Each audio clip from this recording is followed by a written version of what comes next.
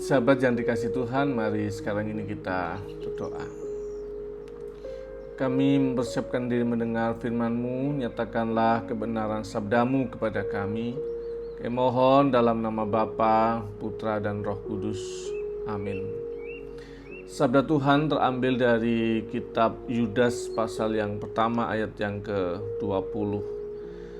Akan tetapi kamu, saudara-saudaraku yang kekasih, bangunlah dirimu sendiri di atas dasar iman yang paling suci dan berdoalah dalam Roh Kudus. Sahabat yang dikasihi Tuhan Yesus Kristus, konteks kita dari bacaan Yudas adalah surat dari Rasul Yudas ini kepada jemaat sebagai pembaca pertamanya, karena komunitas sedang menghadapi guru-guru palsu yang menyusup dalam komunitas mereka. Mereka mengajarkan tentang kebebasan palsu, hidup tanpa kekudusan, moralitas yang rendah, dan disebut sebagai guru-guru palsu. Dan dalam konteks ini kita boleh belajar beberapa hal. Ada 3 hal yang saya usulkan. Bagian yang pertama adalah frasa yang menyebutkan bangunlah dirimu sendiri, bangunlah imanmu sendiri. Dikatakan dalam teks kita, bangunlah dirimu sendiri di atas iman yang kudus. Jadi berkaitan dengan soal iman ini ternyata tidak boleh didasarkan pada guru-guru palsu tadi gitu ya. Jangan sampai kemudian mereka terhisap oleh ajaran guru-guru palsu dan itu malah menjadi pondasi yang rapuh atas iman mereka. Mereka bertanggung jawab untuk membangun iman mereka sendiri. Nah, pertanyaannya, dengan cara apa mereka membangun iman mereka? Yang dalam teks kita akan tertolong melalui sumber firman Tuhan yang menjadi pegangan.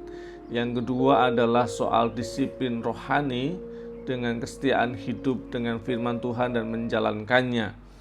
Dan yang berikutnya lagi, iman itu kalau dibangun secara personal, relasi dia dengan Tuhan akan jauh lebih otentik.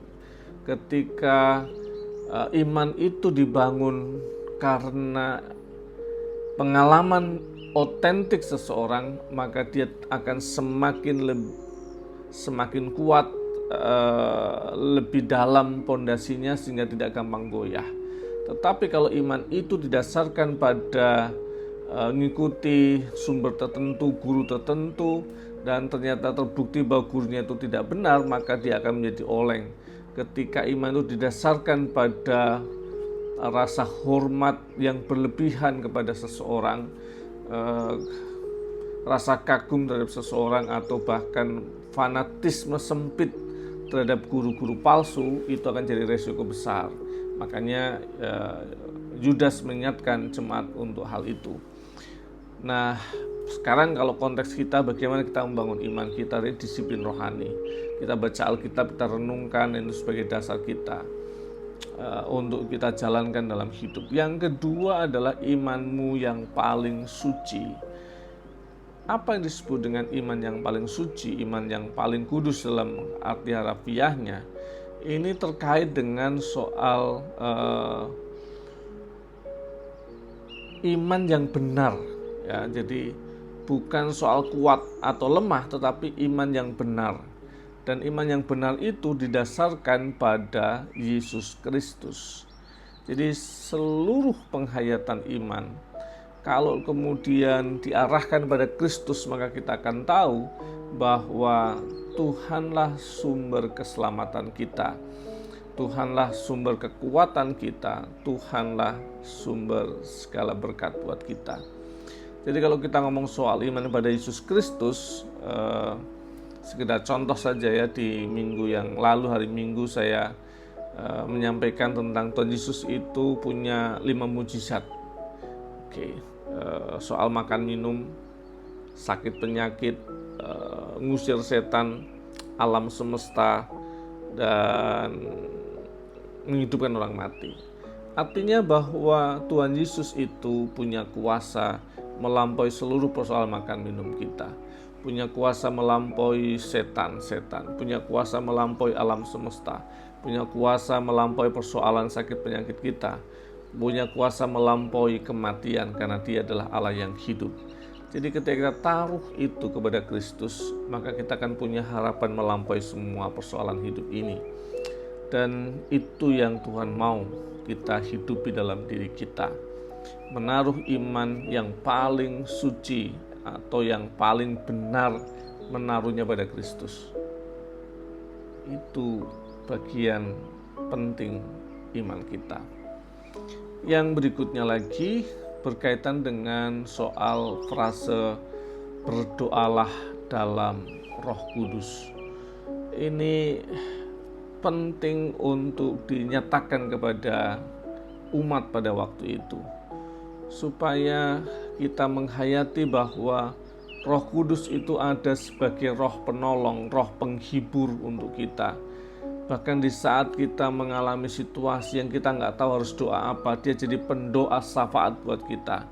Jadi berdoa dalam Roh Kudus dan dipimpin, diarahkan, disejajarkan dengan kehendak Roh Kudus dalam hidup kita. Semoga dalam masa-masa yang tidak mudah hidup kita, perjalanan hidup kita tahu ada roh penolong, roh penopang, roh pendoa syafaat buat kita yang adalah Roh Kudus. Sehingga di saat kita berdoa, bahkan mungkin tidak terucap dengan kata-kata kita tahu harus menyebut siapa. Yesus Kristus jelas. Yang kedua adalah Roh Kudus, tolong aku untuk berdoa. Roh Kudus, nyatakanlah hatiku kepada Bapa, apa yang aku butuhkan. Roh Kudus, tuntun sertai aku. Itu menjadi poin penting supaya kita tahu bahwa kita punya penolong, roh penolong buat kita, dan Dia bersama dengan kita. Tuhan Yesus memberkati. Amin. Mari kita berdoa. Bapa kami yang di surga, dikuduskanlah namamu, datanglah kerajaan-Mu, jadilah kehendak-Mu di bumi seperti di surga. Berikanlah kami pada hari ini makanan kami yang secukupnya, dan ampunilah kami akan kesalahan kami, seperti kami juga mengampuni yang bersalah pada kami. Dan jangan membawakan dalam cobaan, tapi lepaskanlah kami pada yang jahat. Karena Engkau yang punya kerajaan dan kuasa dan kemuliaan sampai selama-lamanya. Amin. Tuhan Sang Penolong senantiasa menopang, menyertai dan menuntun saudara. Dalam nama Bapa, Putra dan Roh Kudus. Amin.